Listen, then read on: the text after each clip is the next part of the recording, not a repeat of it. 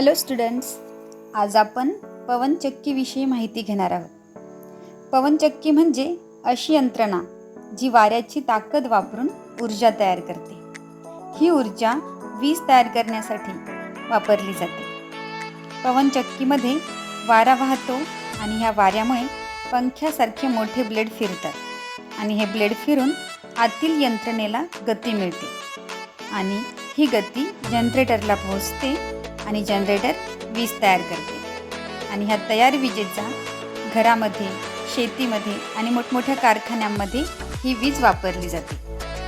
पवनचक्कीपासून वीज तयार करण्याचा फायदा असा आहे की वीज तयार करताना इंधन लागत नाही, प्रदूषण होत नाही, मोफत वारा वापरून ऊर्जा मिळते.